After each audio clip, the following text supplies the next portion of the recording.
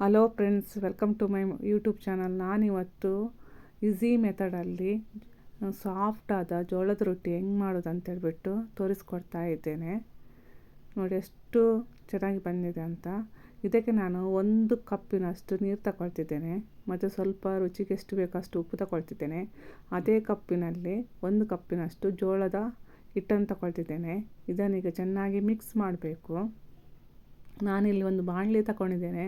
ಬಾಣಲಿಯಲ್ಲಿ ಮಾಡ್ತಿದ್ದೇನೆ. ಯಾಕಂತೇಳಿದರೆ ನಾನು ಸ್ಟವ್ ಮೇಲೆ ಸಹ ಇದೇ ಬಾಣಲಿಯನ್ನು ಇಡ್ತಿದ್ದೇನೆ. ಅದಕ್ಕೋಸ್ಕರ ಈ ಬಾಣಲಿಯಲ್ಲೇ ಮಾಡ್ತಿದ್ದೇನೆ. ಈಗ ಗಂಟಿಲ್ಲದಾಗಿ ಇದನ್ನು ಚೆನ್ನಾಗಿ ಮಿಕ್ಸ್ ಮಾಡಬೇಕು. ಈಗ ನಾನು ಗ್ಯಾಸ್ ಆನ್ ಮಾಡಿಬಿಟ್ಟು ಒಲೆ ಮೇಲೆ ಇಟ್ಟಿದ್ದೇನೆ. ಈಗ ಕೈ ಆಡಿಸ್ತಾ ಇರಬೇಕು, ತಳ ಹಿಡಿಯೋದಾಗೆ ನೋಡ್ತಾ ಇರಬೇಕು. ಈಗ ನಾನು ಇದಕ್ಕೆ ತುಪ್ಪ ಹಾಕ್ತಿದ್ದೇನೆ 1 ಸ್ಪೂನ್ನಷ್ಟು.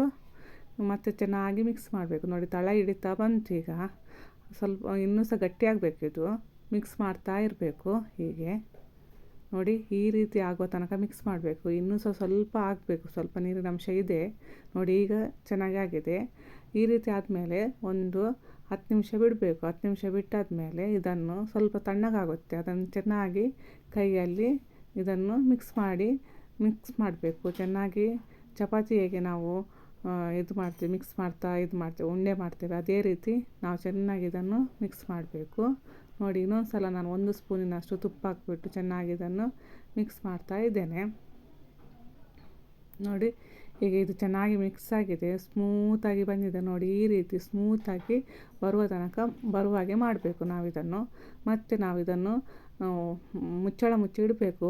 ಮುಚ್ಚಳ ಓಪನ್ ಇಡಬಾರ್ದು ಗಾಳಿಗೆ, ಅಂದರೆ ಅದು ಗಟ್ಟಿ ಥರ ಆಗುತ್ತೆ.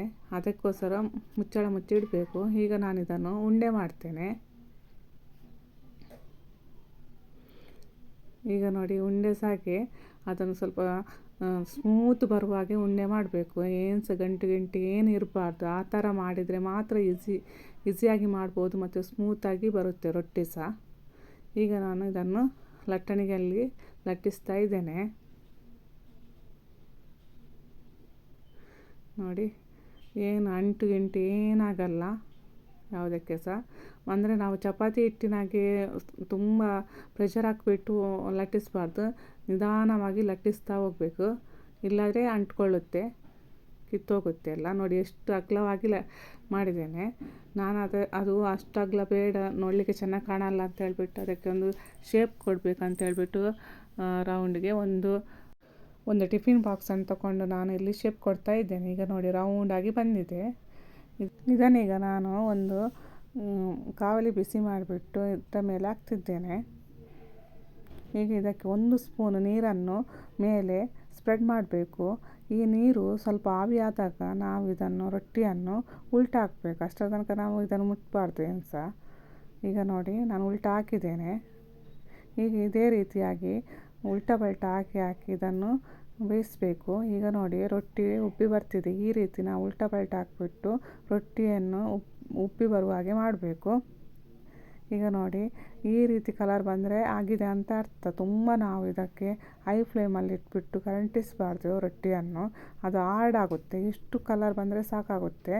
ಇಷ್ಟು ಬಂದರೆ ಸಾಫ್ಟಾಗಿರುತ್ತೆ ರೊಟ್ಟಿ, ತಿನ್ನಲಿಕ್ಕೆ ತುಂಬ ಚೆನ್ನಾಗಿರುತ್ತೆ ಇದು.